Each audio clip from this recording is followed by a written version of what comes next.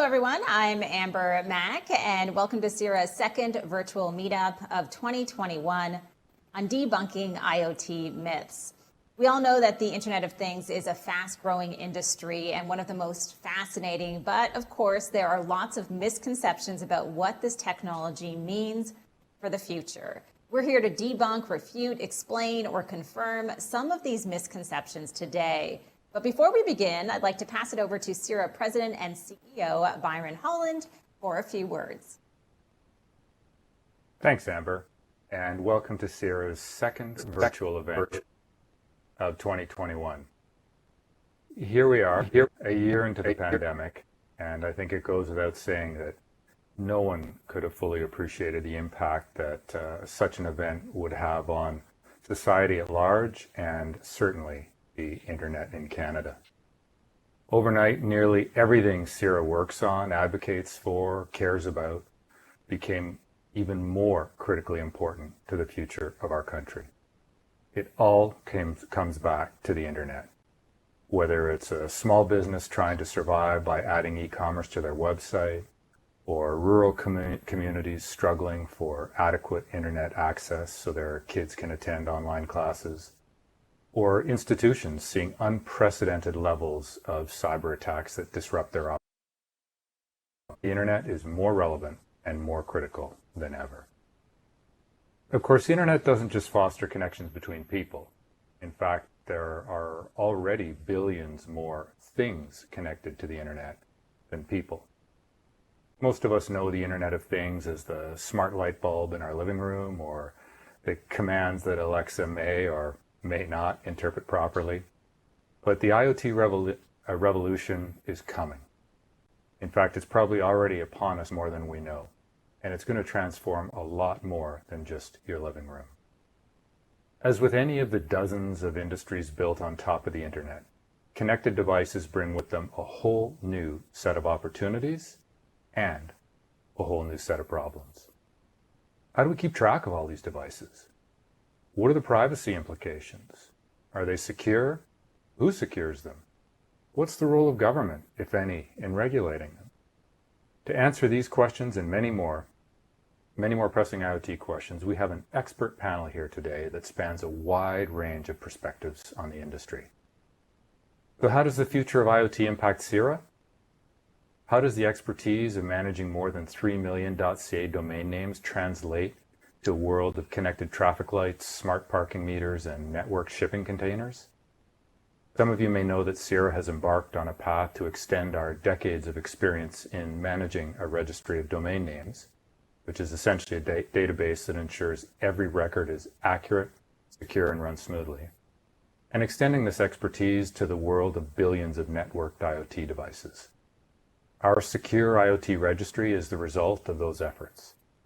A product or service that will help validate, manage, and secure the billions of IoT devices set to be deployed across Canada in the coming years. Since the beginning of this project, our partners at LSpark have been instrumental in both helping us validate the concept and connecting us with an ecosystem of incredibly talented Canadian IoT startups that are building amazing things in this space. So, before we move on to the panel, I'd like to pass you over to Leo Lax, Executive Managing Director of LSpark, to talk a little bit about the program and how CIRA is helping to make a difference in the industry. Thanks for joining us today, and now, over to you, Leo.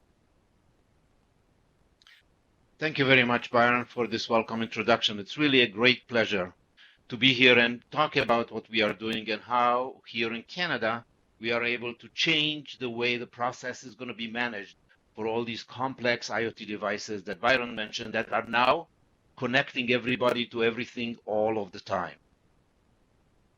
We at LSpark are an accelerator, and our job, our mission, our capabilities are really being developed to help early stage companies who are innovating, who are driving the leading edge technology or capabilities and allowing them to accelerate and reach their goal much faster, much more aggressively in the market. A few years ago, actually 2 years ago, TELUS has approached us and said, look, there is a new technology coming into the market called the IoT Safe capabilities, which is addressing the needs of securing, managing, and administering IoT devices around the world. This technology is being developed by the GSMA as an international standard.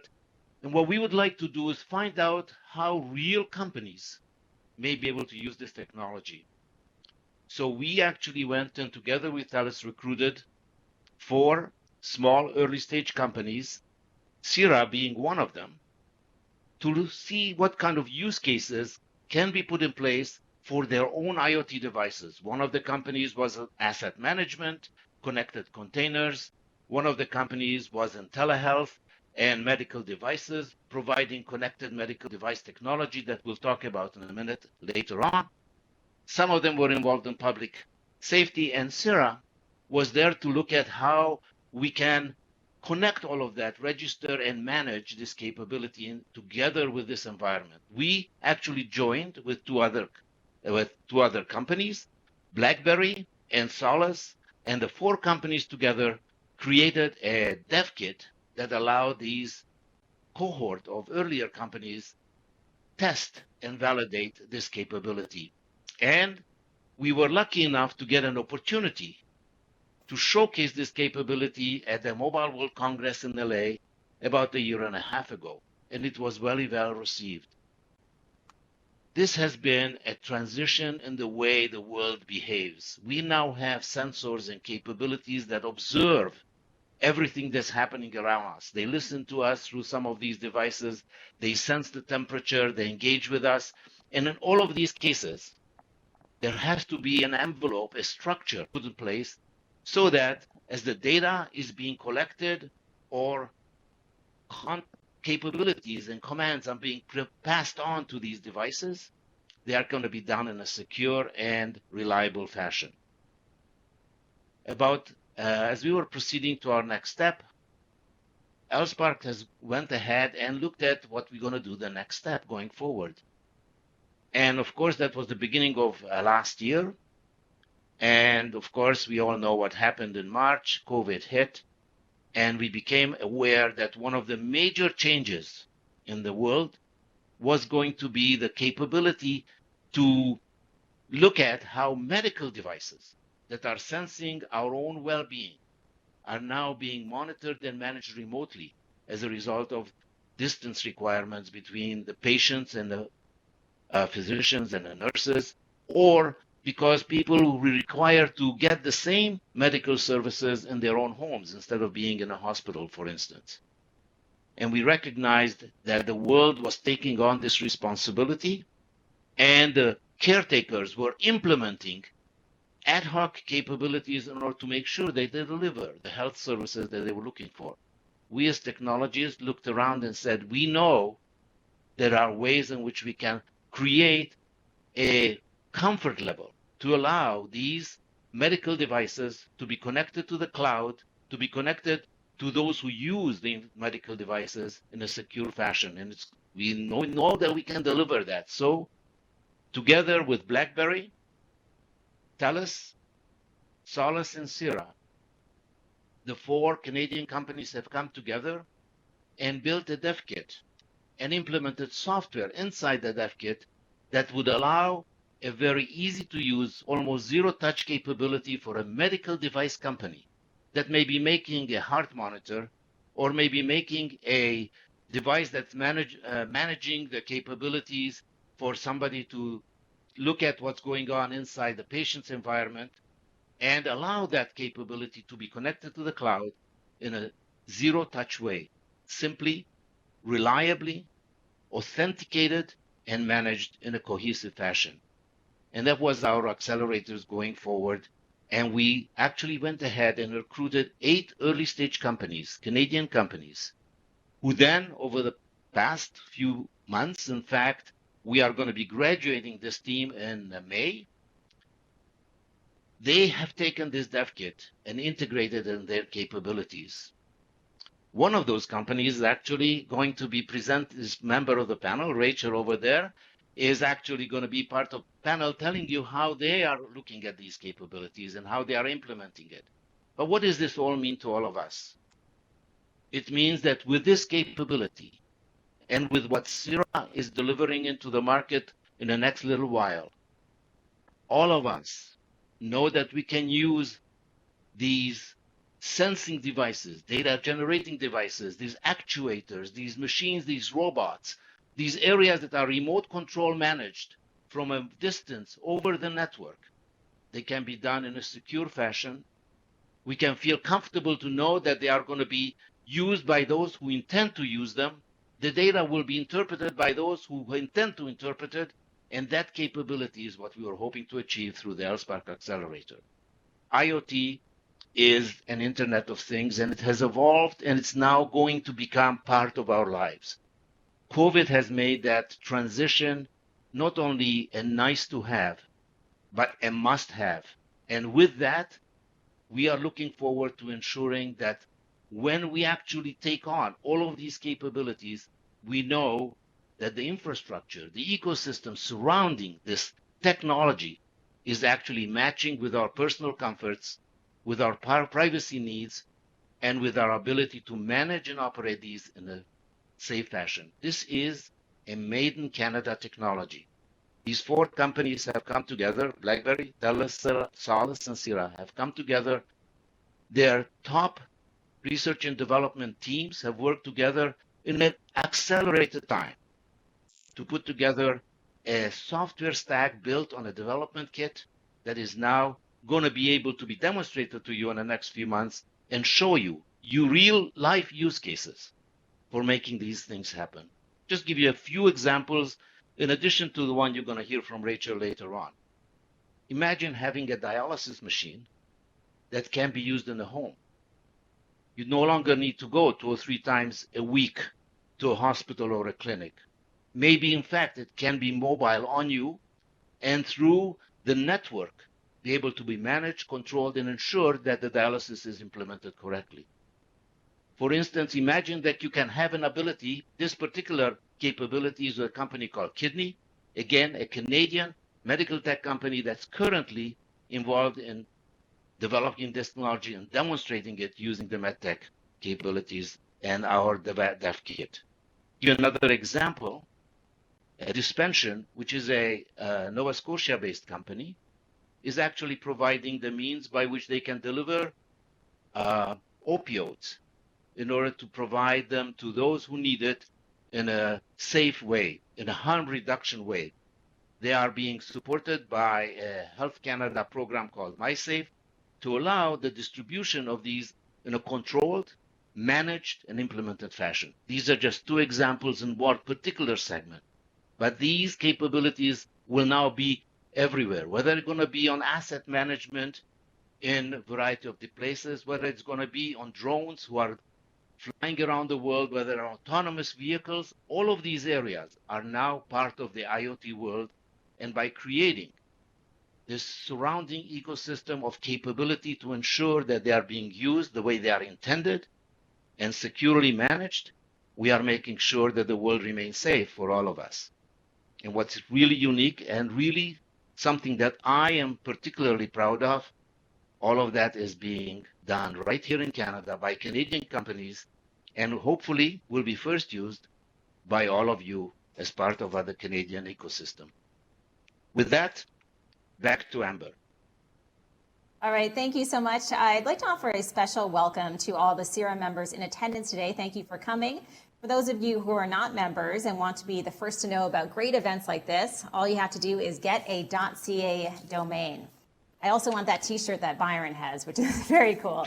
First up, we have 3 poll questions that I'm going to walk you through. The first question is this: how many internet-connected devices do you have in your home? Don't be shy about answering this one, and I will share a little bit later on how many I have. It might not surprise you. The next one is, are you concerned that IoT devices in your home are vulnerable to hackers? And the final question is, do you think autonomous vehicles will render human drivers unnecessary? We're going to talk about all of this today. We also have the opportunity for all of you to ask your own questions in a Q&A. All you have to do is go to socialqa.sierra.ca. I'm looking at it right now. There are already questions coming in. You can submit your question there, but you can also upvote questions, and we will deal with the questions at the top first. Try to be as concise as possible with your questions. Keep them on topic. I see quite a few good questions that have already come in, so I'm looking forward to answering those a little bit later on. But first up, we need to introduce our panel who has been waiting in the wings. We have 4 incredible panelists with a wide scope of expertise. First up, we have Barry Kirk, Executive Director of Cavco. Cavco advocates for the autonomous vehicle industry in Canada, which will have a major impact on the IoT landscape. Thanks for joining us. You give us a little wave, Barry. Next up, we have Jimmy Chu, founder and CEO of Nanoleaf, one of Canada's best-known makers of smart home devices. Nanoleaf's signature products are innovative LED smart panels that can transform any room. My son has these all over his gaming room, so we're very familiar with this incredible company, Nanoleaf. Next up, we have Rachel Bartholomew, founder and president of High IV Health. High IV Health is part of the TELUS L-Spark MedTech Accelerator that you just heard about earlier. And her company has created the first connected pelvic rehabilitation device for women experiencing symptoms from pelvic cancers and diseases. Welcome, Rachel. And finally, we're joined by Natasha D'Souza, product manager for IoT security at Sierra. Natasha leads Sierra's Secure IoT Registry project that will allow the world's IoT devices to seamlessly and securely connect between any manufacturer, owner, and service provider and network operator. Thanks for joining us, Natasha. Now, before we get started, I think we are going to take a minute here just to see some of your answers to the polls. That information will be coming into me in just a second. As far as your responses to the poll questions, if we don't get to those right away, we'll just start into the questions, and I'll jump in a little bit later on, and you guys can see the poll results. So it's going to be fascinating. I promised I would share my answer to the question of how many IoT devices I have in my home. I'm at about 32 or 33, so probably not a big surprise, but quite a few. Okay, so let's get on with our discussion. As we mentioned off the top, one of the things that we really want to do is debunk some of the myths that are out there about IoT. And we're going to start with the first myth. The IoT revolution can't happen without 5G. Okay, so that is the myth that we are going to start with. And first up, to get their perspective, I'm going to head on over to Barry. Thank you, Amber. And let me preface my answer by saying that I look at the whole world of IoT from the perspective of autonomous vehicles and connected and autonomous vehicles. We call them CAV. And that's my space. And in general, a CAV, autonomous vehicle, comprises a lot of internet-connected devices of many different kinds. And they can work sort of without 5G, but 5G is going to be a big, big plus. And you need that kind of connectivity to download the latest software, to download the latest maps, the traffic information, the weather, to communicate between cars even to avoid collisions. So if you don't have that, they can work sort of, but 5G is going to be very, very important to improve the overall CAV experience. Absolutely, Barry. Now, Rachel, we're going to head over to you to get your perspective on 5G when it comes to the future of healthcare. Yeah, so thank you. I do come at this at an approach from the medical perspective, and I really think that, 5G is very necessary to increase our capabilities in a professional setting. I don't think it's as necessary right now as we stand, but with COVID, we've really shown that telehealth, patient monitoring remotely is something that we didn't really have on our radar, or some people had on their radar and just hadn't adopted it yet, but now it's become so important. And so our data capabilities, that remote patient monitoring, telehealth all allows people to stay out of the hospital systems, decreases the cost and the strain on our medical system. And especially in times of COVID, that is so important. On the contrary, it also puts the control back into the patient's hands so that they can enable and engage in their own healthcare and drive that forward. And so that's what us at High Ivy are doing. We're doing a combination of telehealth, remote patient monitoring for the capabilities to collect large amounts of sensitive data in real time from both sensors as well as from patient reported data, collect that and allow it to be sent to a doctor to monitor them. That does have to include privacy and security considerations, but that remote patient monitoring becomes a real-time thing that can happen outside of the hospital setting with 5G. Absolutely. So interesting to hear the perspective from transportation as well as healthcare. What about, Jimmy, I'm going to come to you for this one, when we're talking about connected devices for the consumer. How important is 5G?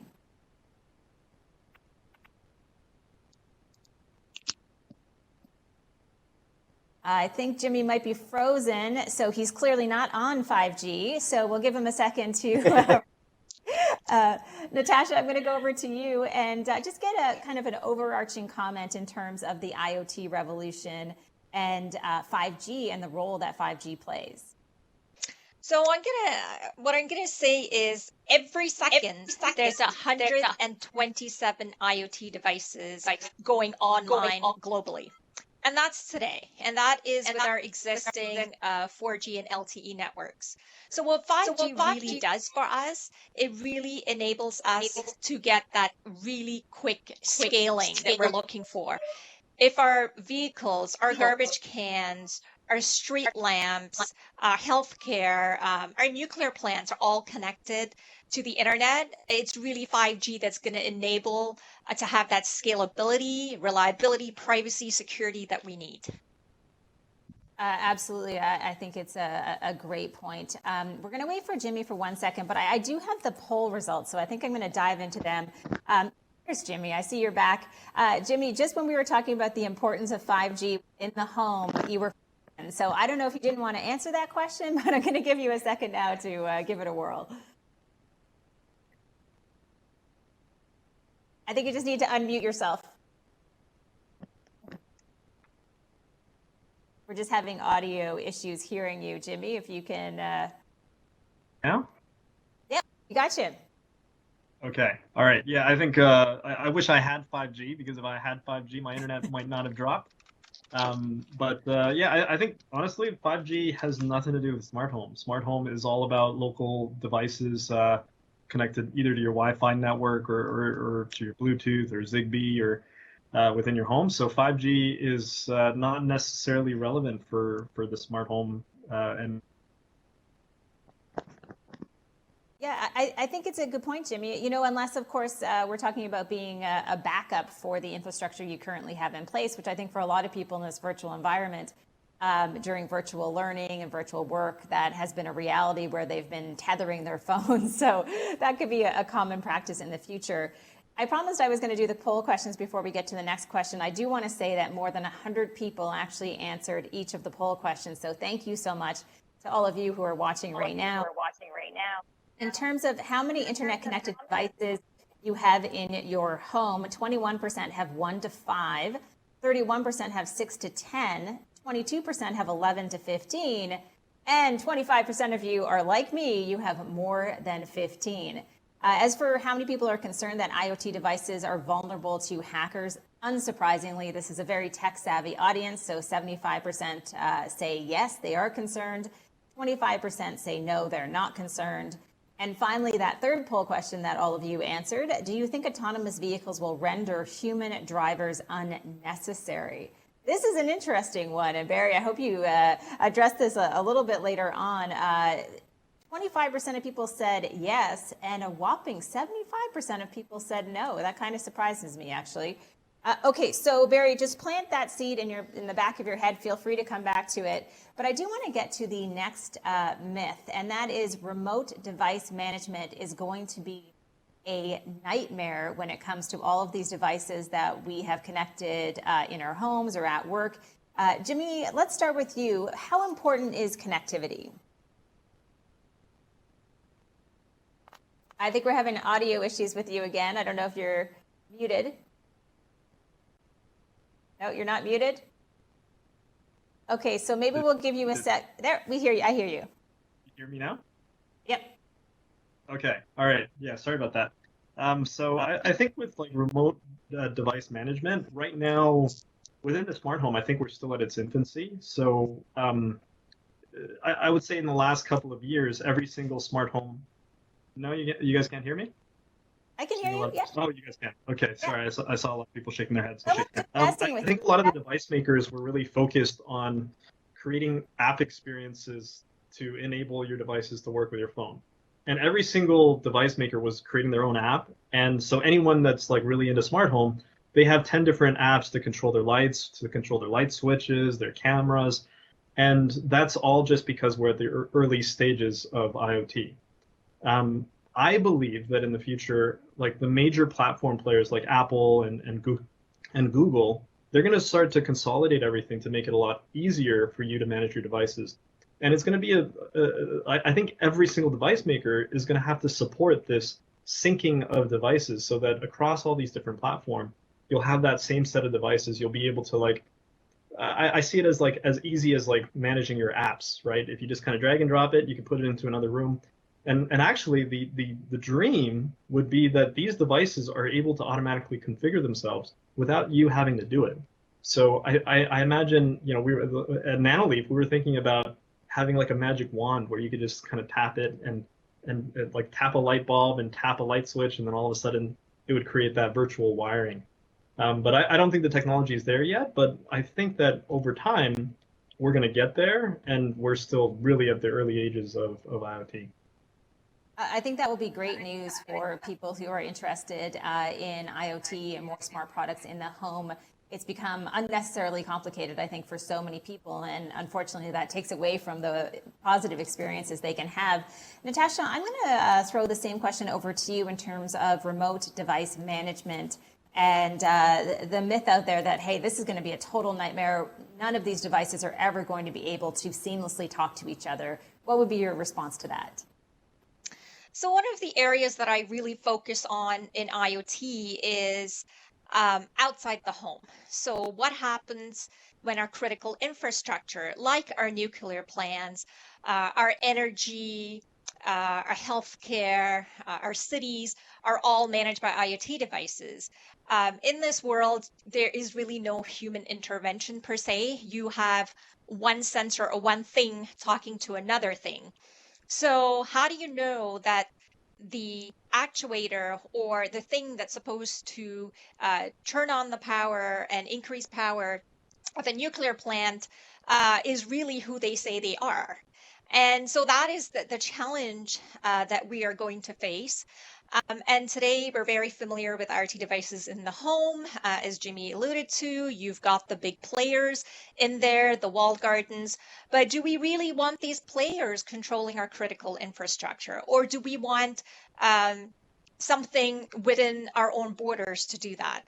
So those are some of the challenges and the problems that we're facing and that we're working on, is that if this thing that is talking to the other thing is really truly who they are, and if they're not, there's a quick and easy way to deactivate them. So we have this project called an IoT registry where we can register and activate or deactivate these devices as needed.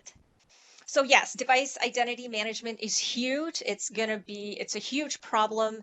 And we're working with various standards bodies globally to try and address this. I'm glad that you brought up the registry. If I just take a little peek over to the questions coming in, that is the top question right now. Just a reminder for people out there, we are going to try to get to as many questions as possible at the end of the panel. So encourage you to go to socialqa.cira.ca, ask your question, or if you don't want to ask a question, please upvote the questions. At the top of the list is CIRA's IoT registry. So we will get to those questions a little bit later on. We do want to get to our third myth in terms of IoT and misinformation out there. The myth is this: IoT devices are not, that's very important, a significant target for hackers. Rachel, what do you think? I always think that they will have some sort of target on their back. false sense of security from a high level perspective. And I always say consumers got to put their own investor hat on, and before you invest in a product, really do your homework. How are they using your data? How are you connecting? Once you've connected it, what happens to the data beyond that? And what are some of the security protocol that they put into place? And so doing your homework is so important. And from a medical perspective, you really have to look into the companies that are, doing this work to go above and beyond in these very life or death situations when it comes to medical devices, right? And so on the contrary, we look at doctors as an authority of what is right and we go ahead with it. But make sure that you're doing your homework on how they're going to be using your data, how the doctor is going to be using your data, how these things are connected, and what's been put in place to reinforce this. And we've got two types of situations here. There's the connected devices situation and the data situation. From what I've seen, there's been no reported or known medical device hacks as far as we know, but devices like insulin pumps, pacemakers, implantables, they are potentials for hackers to be targeted. And this needs to be considered, especially because it is life or death. But on the contrary, we all know about Life Labs and what happened there with that data hack most recently, right? And so I've seen in the questions in the social QA, people asking about opt-in.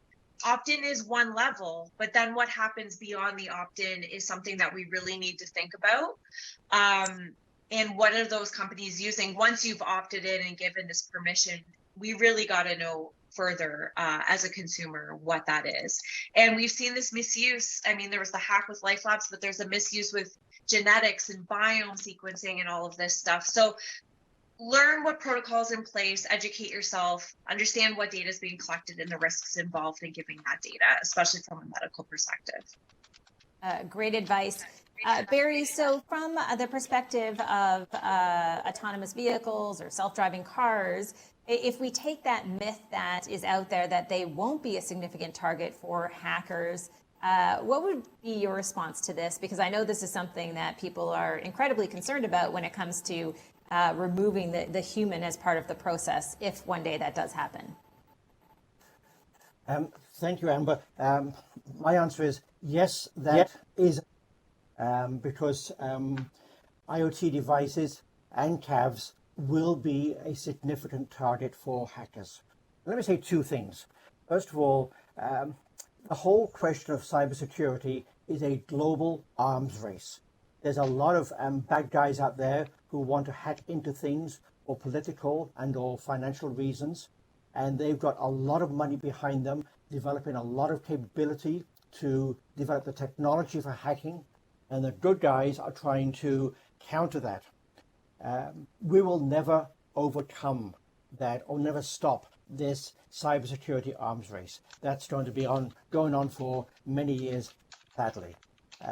And so there is a big concern. And the second reason I want to say is there's been a few dozen examples already of hackers who have hacked into cars, not only self-driving cars, but even human-driven cars.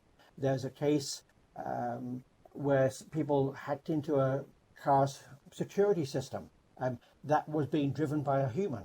And yet they were able to take control and pull the car off the road, accelerate it, turn the lights on, turn the heating on, all sorts of things you don't want to have happen while you're actually in the driver's seat. So it started, and a lot of the people who've done this so far have done it for publicity or for the fun of it, sadly. But it's going to be a bigger issue in the future. Cybersecurity is part of the problem, but that question, Amber, is definitely a myth. Very good. Well, thank you so much for that. We are going to move on to Jimmy for the next question. And this is another statement or myth. The IoT market is all about smart devices and connected homes. Jimmy, you might have a vested interest in that myth being true. But when I say that sentence, what comes top of mind? Do you see the market as being much bigger than the home, even though that's the space that you play in?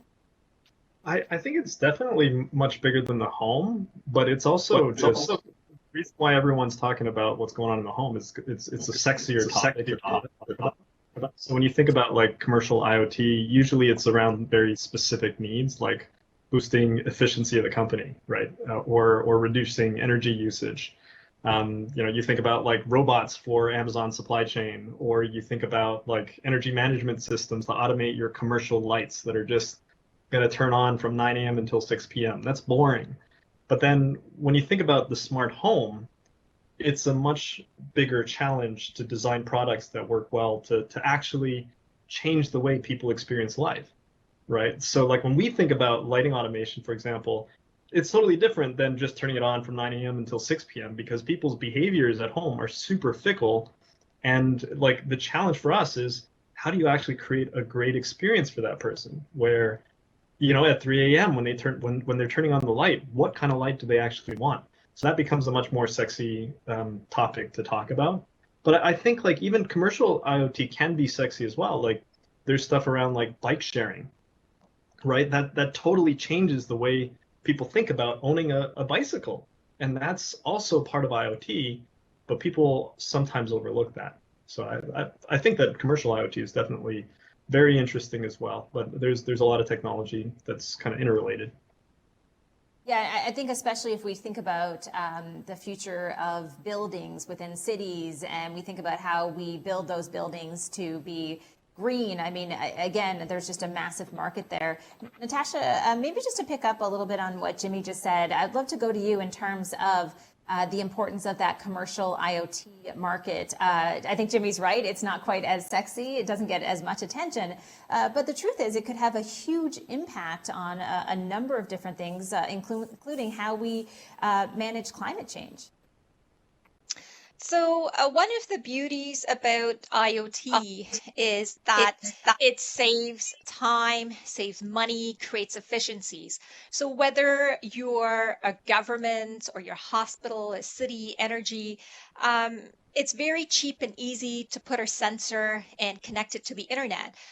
In the home, we're constrained by a Wi-Fi, but with a cellular connectivity becoming incredibly cheaper, it's very easy to have it connected and be in remote locations. And it gives us data in unique ways. So let's look at energy, for example. We've got solar, we've got wind, we've got hydro, coal, nuclear.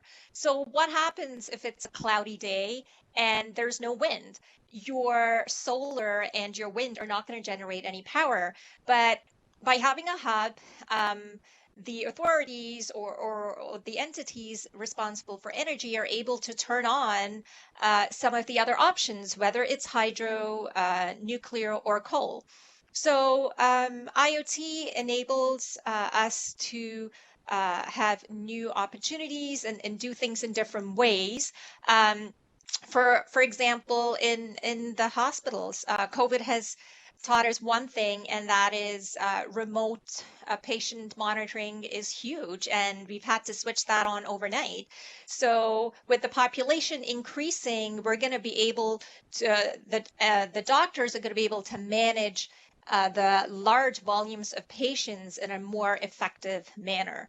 So although we're experiencing IoT in our homes today, our futures are really interesting. In fact, Barry has a really fabulous example of, when we think of autonomous vehicles, we think them as cars, but he has a fabulous story around how cities are managing soccer fields.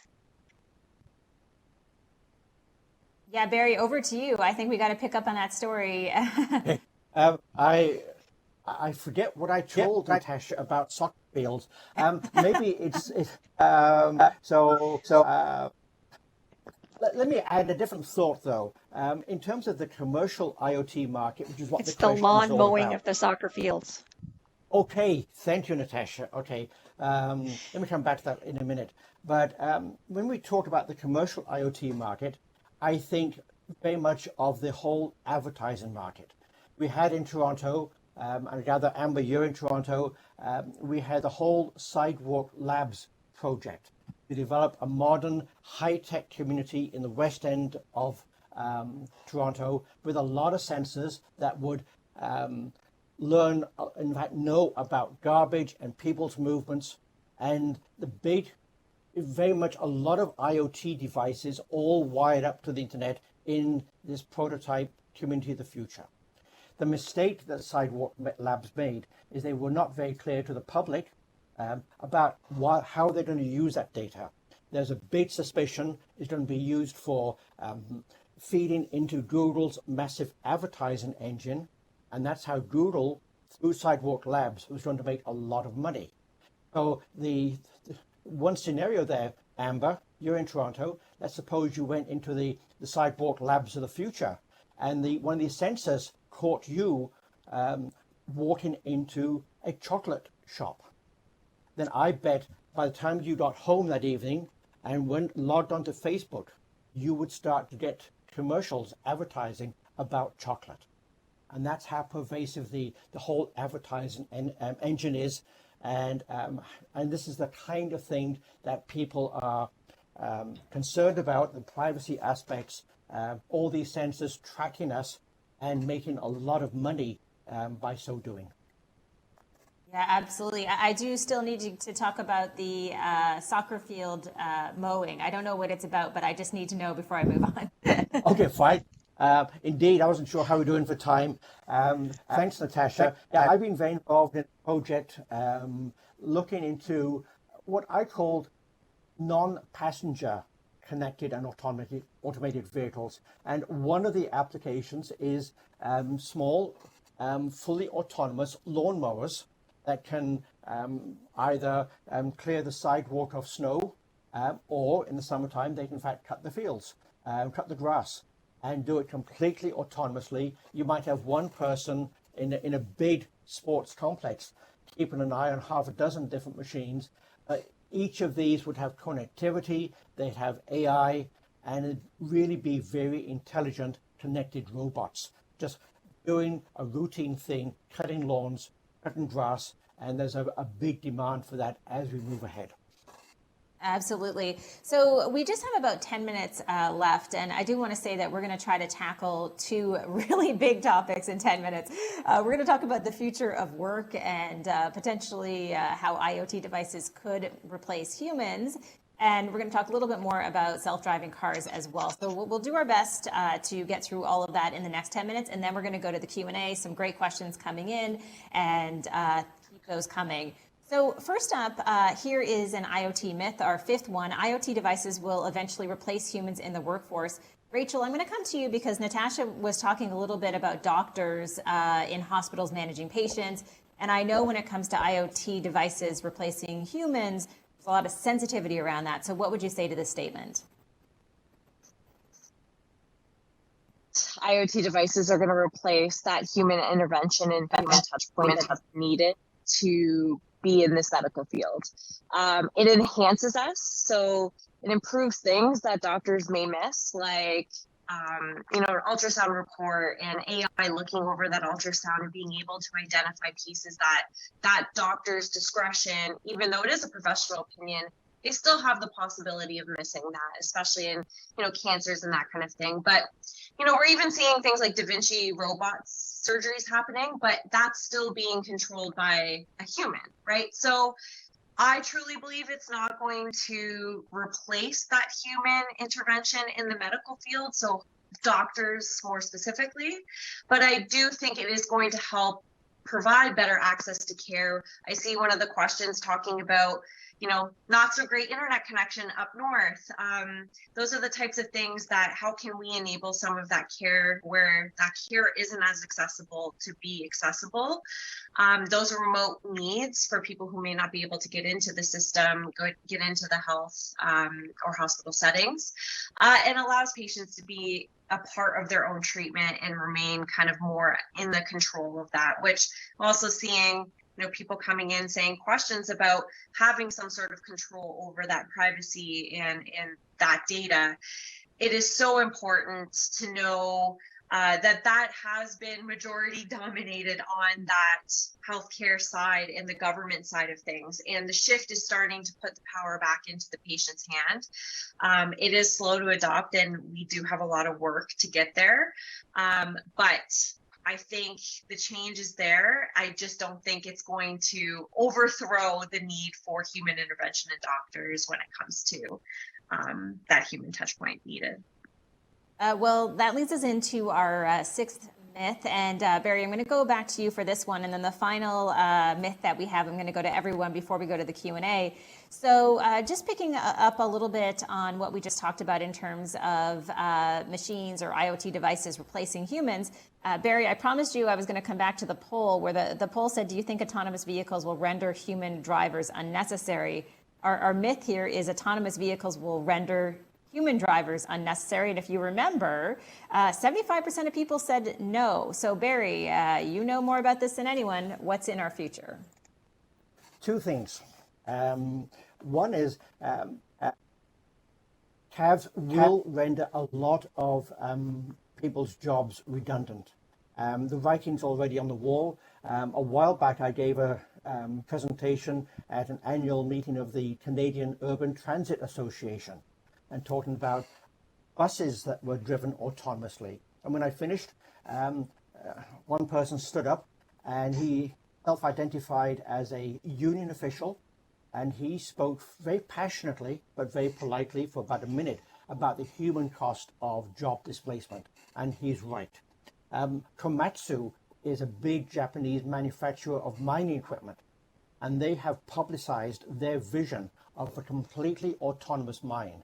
At the start of the day, the programs, the jobs for the day are loaded into the machines and the servers, and the whole mine runs fully autonomously. We're not there yet, but that's the vision. And it's not just driving jobs. A while back, I had an email from a lawyer in Toronto, and his entire legal practice is focused on litigation related to traffic collisions. And his question to me is it true that cabs will have fewer collisions than human-driven vehicles? And if so, will that mean that my legal practice will suffer? I said yes and yes.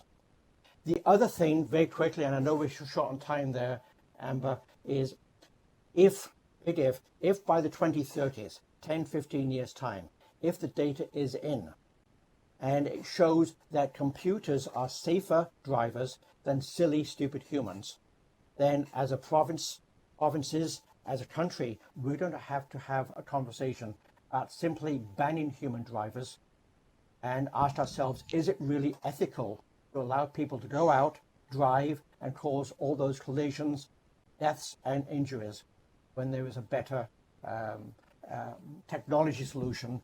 Do we simply bite the bullet and ban stupid human drivers? Well, Barry, thank you for leaving us with one of the most provocative statements, talking about banning human drivers when we have a full 3 minutes left for the rest of the conversation. It is something to think about. I do want to wrap up with this final myth. This is number 7. All IoT devices will work together. Now, I realize that we have touched on this already. We just have a couple minutes left, so we're going to go around the panelists super quickly. Jimmy, we're going to start with you. Is it a myth to think that all IoT devices will work together, commercial and consumer? I think that it's headed in that direction. So there's initiatives like Connected Home over IP. They call it CHIP. But it's led by Apple and Google and Amazon, and all the major platform companies see a benefit in having interoperability between all these devices. So I think over time, we're going to get closer and closer to that every day. And overall, I think it's a positive thing. Well, that is very optimistic. Rachel, over to you in terms of the future and all IoT devices working together. How optimistic are you that this could be a reality? I think we just need to be thoughtful, both from the government perspective, the corporate perspective as a tech company, and as a patient, why we need them to work together in the first place and why that data needs to flow between them. Data and connectivity is great, but is it really worth the risk and the benefit that can come out of that connectivity? So, and this needs to be extra careful in the medical space. So I think we're headed that way. We just need to be a lot more thoughtful in the way that data flows and how it's connected. Absolutely. Barry, I want to come back to you on that comment in terms of that connection and how everything can work together. Thinking about the future, do you think this is a reality, or is it a pipe dream? It's a reality, but it'll take a bit of time to reach there, Amber. Again, from the CAV point of view, we are all looking forward to a future where cars talk to each other, share information about where they are, which way they're headed, how fast they're going, and use that for collision prevention. And we want that system and all these vehicles and devices to talk to each other, irrespective of whether you're driving a GM or Ford or a Tesla, irrespective of whether the technology is from Nokia or Samsung or Apple. And fortunately, there's a global association called 5GAA, which stands for the 5G Automotive Association. And all the big car manufacturers, all the big smartphone and cell phone companies are members, and they're working collaboratively on a global basis to have best practices and common standards so that future can be achieved. And it's a technology solution. We're working towards it, and I'm very optimistic we'll see at least that part of question number 7 achieved in a few years. Yeah, Barry, I think you make a really good point, especially when it comes to car manufacturers. It's just critical that they're able to talk to each other. We don't want a Tesla not playing nice with a Volvo. That wouldn't look so good on the highways. Okay, so Natasha, I'm going to come to you to just give us some final words on this last IoT myth. What do you think about the future? Is it possible that we'll have more seamless connections among all of these devices? Yes, we're definitely all these devices are definitely going to be connected with each other. However, it's within the use case. So, for example, someone's heart monitor doesn't need to be connected to a nuclear plant, right? So it really comes down to who are the entities. Is it someone monitoring the patient, so all their devices, all their data is stored in their record? Is it someone managing energy and they're connected to all the energy sources in a country? So yes, things are going to be connected with each other, but the most important thing, aside from privacy, security, and all of those things, is really trust. There is no human interaction with this.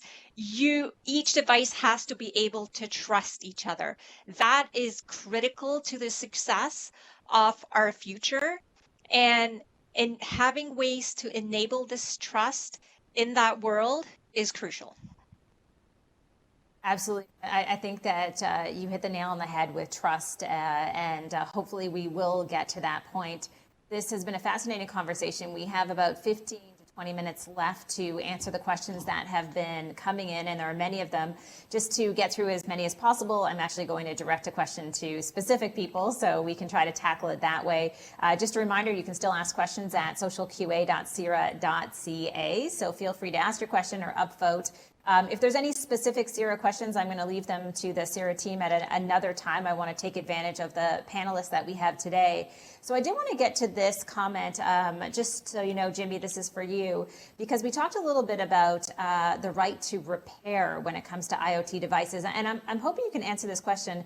How does right to repair play a role with IoT devices and their parent companies going defunct or losing regular updates? And maybe you can explain a little bit more about right to repair, just so people understand what that term even means. I'm not too familiar with that term, but I'm assuming that it's people getting upset that old devices are not being supported anymore. So I think, for example, I think Apple just announced that they're discontinuing the HomePod, and a lot of customers are wondering, what does that actually mean for them? I think the connectivity aspect introduces like an interesting aspect of buying products, because are you buying the product, and are you buying kind of a lifetime of support for that product? Typically with products that were not connected, you buy it, and if it breaks, and you kind of move on. But with connected devices, there's kind of like a state of the technology as it is today. What platforms does it work with now, and what software upgrades does it need in order to keep working? Yeah, I think maybe what we need to move towards is a number of years in which this product will be supported. Um, an example is like if you got a first generation iPhone, it's probably not getting any more software updates. It's just one of those things that it's too difficult to be able to control. And that's something that I think people are going to start having to understand, which is frustrating because I think when you first buy a product, you kind of have an expectation that it's going to continue to work like that indefinitely. Um, and it's either the companies that are going to have to change and be very clear with their communications on that, or people's expectations of these types of products need to change. So yeah, it's definitely a new challenge for the industry. Yeah, it's interesting too. I mean, I was just reading an article about hearing aids, and this is a connected product for all intents and purposes, and how they were able to just do incremental updates to software over years and years. And the idea being that they wouldn't necessarily force people into buying new hardware, but they relied on subscription models, and the software was just getting better and better all the time. And to me, that feels a little bit potentially like the future of IoT and where it could work well. Natasha, I have a question for you in terms of the internet in Canada. And this question is, how is the adoption of IoT impacted in Canada by slow internet speeds and bandwidth? So, rural broadband is a huge issue. And with COVID and everyone having to work remotely, it definitely came to the forefront. However, our future is not just based on connectivity as we know today. It will be based on a cellular connectivity. So some of those issues might probably be resolved in the future by us having cell towers widely available even in rural communities. So I think what cellular connected IoT brings to the table is really access to people in areas that they probably didn't have access before. Absolutely. And maybe I could just stick with you for a second for this next question in terms of how IoT security is different from security of critical infrastructure connected to the internet. Natasha, sure. I'm just going to say. So when we talk about security, it's huge. There are a lot of attack surfaces because what IoT does, it connects your thing, which is generally something physical, to a mobile app, to various cloud providers, various services on the internet, depending who is accessing the data. So what that means is there are a lot of different attack surfaces, and security is not just one thing. It's not one solution for all. It is being able to secure at many different levels. The area that we're really focusing on is on device identity management because CIRA's mandate is to build a trusted and safe internet for all Canadians. And we're helping by creating this IoT registry and providing that device identity management, whether it's on the public cellular network or if it's in a private network for an enterprise. So when we talk about connectivity, the question of 5G has come up again, which is where we started with our first IoT myth. Rachel, I wanted to go to you for this question. Do you expect 5G networks to extend beyond the centers of the big cities? Because there are many promises about what 5G can do for rural areas. I know your experience is specifically in healthcare, but how do you see the expansion of 5G rolling out across the country? I truly believe we're working with a hub out of both Toronto and Waterloo, and both of those have 5G network capabilities. And frankly, I mean, Toronto bigger than Waterloo. I'm hoping it expands out, and I think it becomes a huge infrastructure cost and overhaul. We're trying right now to prove out what do those 5G networks even provide in terms of the value, and is it worth it to build it out? It's to come, but it does require a big investment from those infrastructure companies. So we'll see what that value extends and helps to provide further. From a medical perspective, it's most definitely beneficial to be able to have access to that care, both remotely and out in these areas where hospitals may not even be as connected as we would need them to be via the bigger cities. So it'll get there. I just think it's going to take some time. Barry, I think you had your hand up, if I could see correctly. So thoughts on this question about 5G networks extending beyond the big city centers? Yes, indeed, Amber. A couple of quick technology developments. Right. We are now seeing the start of a whole constellation of low Earth orbit satellites that are being designed to provide high-speed internet across the world, basically using satellites that are in a low Earth orbit called LEO. That's just starting. That will provide high-speed internet almost anywhere. There is a cost, of course. The other thing is that there is ongoing research to use drones to provide 5G towers. So you can have a small village, a drone up in the sky, and so rather than building physical infrastructure, you use drone-based hubs to provide the same kind of service. So there are some technology solutions that are happening, and that should really help to provide a wider availability of high-speed and 5G services. Thank you for this question, and I realize it's not going to be an easy one to answer. The question is, what IoT device do you guys insist I have in my home? And you can't say Nanoleaf, even though we love Nanoleaf. Sorry, was that directed at me? I cut out for a second. Yeah, we're gonna get you to take that one. What IoT device this person is asking should I have in my home, or do you insist? That makes sense, except you can't say your own company. I can't say my own company. Okay, this is a challenging one. Yeah, I think that like they say that lighting is the gateway drug to the smart home. So usually people start with a smart light bulb. I think the voice assistants are obvious ones. Between like if you're on the iOS platform, I would definitely recommend the HomePod Mini. The HomePod Mini is really cool. It has some new technology built in there. There's one that's called Thread. So Thread is a local technology. It's kind of like a mishmash between Zigbee, Bluetooth, and Wi-Fi, and it actually extends the internet into these devices. So it's like a local based. So it's different from Bluetooth in the sense that Bluetooth devices aren't directly connected to the internet, but Thread devices are. So this is something that Google's been working on along with Apple. So the HomePod Mini is actually the first product that introduces that into your home.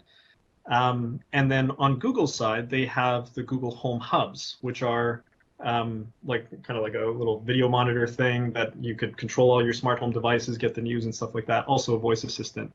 So those are definitely the starting points of the smart home that I would recommend. And I really like the new doorbells too. Like those are fun.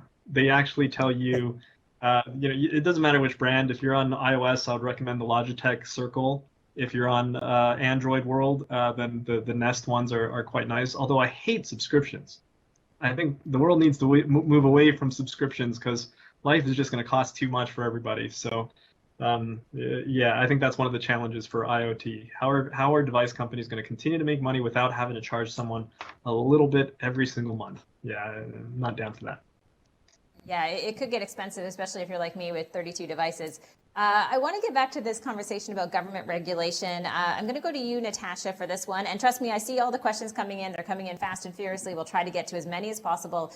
Should government be regulating how these IoT devices handle personal data, knowing what Jimmy just talked about as far as how we have more and more in the home? What's your perspective on government's role? Actually, the government plays a huge role. So if you look, for example, from a technical perspective, they are getting involved. ITU, GSMA, ISO, you name it, they are getting involved. From that perspective, privacy is huge. So putting some governance around that, again, it's not going to be a one fit for all solution. It really depends on, which sector you're in and what does that mean. So yes, for sure. But also it's not just governments getting involved, but it's also certifications. Are these IoT devices safe, and what does safe mean from what perspective? Is it from it's not going to catch fire? Is it safe that it's not going to send your data somewhere to an enemy, so to speak? or is it following is it following a certain standard? So governments are getting involved. They should, and it's happening today. Great answer. I'm sure Barry knows lots about this as well, but Barry, I do want to kind of ask you a different question that just came in, and Rachel, there's a question for you too, and I just want to give you a heads up. We're going to come to you with that afterwards. Barry, this question is an interesting one, saying the responsibility of consumer to educate yourself is neither a new nor adequate argument if there is to be wide adoption. What would you say about, we just talked about the role of government, but about the role of the consumer to take on that education on their own? I would turn it around a little bit there, Amber. And again, as I've said before, I'm looking at it from a car perspective. When consultants nowadays do surveys of satisfaction of new car purchases, the biggest single complaint is how to deal with the technology, how to pair your phone to the car, how to use all the different buttons on the screen, and that's very, very challenging. So I think the suppliers need to spend a lot more time on the user interface, and when they make devices, quote, smart, they have to make sure that they can be used by people who are not necessarily tech smart, tech savvy. And there's too many cases nowadays of not really addressing the human interface as well as it should be. And I think as we move ahead, these devices should be intuitive so that the consumer doesn't really have to spend a lot of time and effort trying to understand. It really is intuitive, the same way that I'm talking to you folks now. Yeah, I think you're absolutely right. I've been reading a lot about simplicity in tech and how we have lost a lot of that. Years ago, I worked as a usability expert when it came to designing websites, and I feel we've made a lot of progress in that area. But when it comes to IoT, there's a lot more work that needs to be done. Rachel, I promised that I would come back to you for this question. I'm going to sort of make it as concise as possible. I think the gist of this question, Rachel, you probably had a chance to read it, is what do you suggest for individuals to have some control over their data? And presumably they're talking about specifically within healthcare when it comes to that exchange of information if you're going in to see a doctor in a high-tech hospital or a space that is leveraging all of this IoT tech. Comes back to the last question that Barry just answered in that wide adoption. I think we're in a catch-22 right now with healthcare. In Canada, we don't have a lot of control over our data. A lot of it is locked up. You can't just get access to it freely. You do have to go through steps and even pay some money to get access to your own information about yourself. And I think that there is a reason why that's in place. So that there isn't this wide hysteria of having access to all of these medical data pieces without a professional involved. But on the contrary, how is that data being disseminated? Who's getting access to it? I don't know if you've ever looked at doctors' notes. Sometimes there's some things that maybe you don't want to know about yourself that doctors are talking about in there as well. So it's a catch-22 to understand how to control it. And I think what it comes down to, and what I was trying to get across earlier, is we have the control, especially from the tech adoption side, to say, I'm not going to adopt this technology until they put forth the effort of putting in place the moral pieces that are needed and the things that these companies need to put in place to protect that data and really take it into account. And I can only speak from experience that I've went through this myself with my company, investors saying, we're not going to invest in you unless you just collect as much data as possible and use that to your advantage. But then you get into this Facebook conversation of how they're using it, those biome companies that get shut down and how they're using genetics data.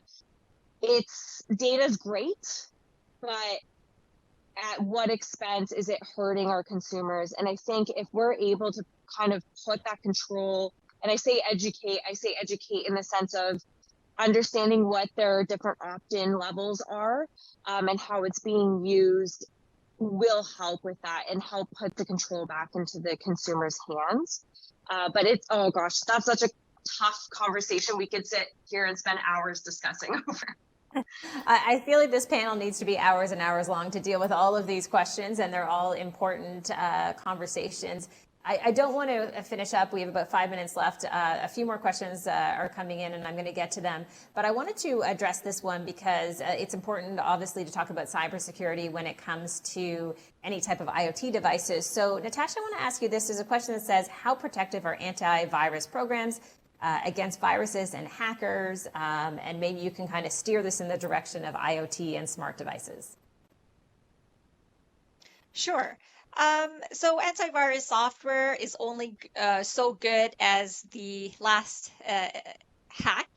All the vendors in that space are constantly have to stay up to date on technology and provide new services. However, when it comes to securing IoT devices, it's really not about one solution. It's not about an antivirus software. There are many attack surfaces. So, you have to have best practices around username and password. What about secure connectivity between the thing and the cloud? Between cloud to cloud interactions, so security means different things depending on who the user is and where you are in the IoT ecosystem. So all of this is evolving as we speak, and every new hack makes us better because we learn more and we secure our systems and make them better. So policy, certification, following standards. So developing your product or service, leveraging the latest IoT standards, and it's not one, it will be multiple. What it really does is it reduces the attack surfaces, and it really helps your various cybersecurity and IT departments to keep the system secure, and if there is a breach, to kind of shut it off really quickly, so to speak. So we're definitely evolving, and in the world of 5G, the number of attack surfaces are going to be significantly more than what we know today. So I have two more questions. So I'm going to go to Jimmy and then to Barry. There's a question for Barry coming up about an automated lawnmower in agriculture. But Jimmy, I wanted to just go to you with this question about cybersecurity and keeping everything safe. What would be your recommendation for people who do want to try a bunch of products like the ones you've listed off? How are they to stay safe in their own homes with all these connected devices? I think it's definitely a challenge. For you're putting a lot of trust into the brand, the company that you're buying into. So, for example, if you buy like a camera for your home, you don't know who on the other side of it has access to be able to see what's going on in that camera. I think that there's companies that really focus on security and focus on privacy and ensuring that that's protected, and you have to just take the word of these companies to be able to kind of buy into it. Ultimately, I think we're lucky that like most people don't care that much about their lighting data, although they might care about what their occupancy and their presence information. So I think it's something that is definitely a little bit of a risk, but at the same time, there's just so much data going on right now, and I think ultimately when it comes down to it, it's just when you share your data with someone, are you getting a benefit back that's greater than the risk of you sharing that data, right? I think the good example is something like Waze, the app for managing your maps and understanding the traffic situations. You're sharing exactly where you are, where you're headed to that company, but in return, you're getting something back, which is understanding if there's any sort of traffic obstructions coming up. So if there's that kind of fair trade, then usually consumers are more okay with sharing data. So it really comes down to, what's your comfort level? I really like how a lot of the camera companies are introducing a security filter where you could just kind of turn it off when you don't want people to see what's going on. So I think that that's going to be something that is really up to the individual on what they're comfortable with sharing. But there's not much stopping people now. Yeah, I think the next generation has different perspectives as well on how much data they want to share. We only have 1 minute left. Barry, I think you can do this question in 1 minute. It's about the, or more specifically, the future of agriculture in this country and and IoT. And I know, there's probably lots of parallels in terms of transportation within agriculture as they rely more on autonomous machines as one example. Thanks, Amber. Yes, I'm a big believer that through the 2020s, non-passenger cabs will in fact deploy in numbers far faster than passenger cabs. There's a wonderful Canadian company called DOT, D-O-T technology, based just outside of Regina. They in fact have completely reimagined agricultural equipment. They've developed and have sold fully automated farm equipment. And they were so successful that they were, in fact, were bought out by a US company called Raven, which is now continuing in operation just outside Regina. It's a wonderful Canadian success story, and it's really low-hanging fruit. It's a lot easier to have autonomous vehicles on a farmer's field than it would be in downtown Toronto. Great answer and fascinating topic as well. We do want to end on time, so I want to thank all of our panelists. You guys have been fabulous. You've been tackling big subjects that definitely need more time than an hour, and thank you so much for joining us today. I also wanted to mention that there were quite a few questions that had come in that were specific to CIRA. So if you want to email any of those questions, you can email member.services@cira.ca. So that's one way to get in touch and get those questions answered. Thank you to all of CIRA's members and non-members again for joining us today. A quick reminder that the next event is going to be in June and the date and topic are still to be determined. As always, the best way to stay in touch with everything going on is to be a member of CIRA if you aren't already. Thank you again to everyone, to all of our panelists and the tech team for making this a smooth event. There's a lot more to this discussion, and we're glad that we could kick it off here today. Thanks so much for being here, and we'll see you soon.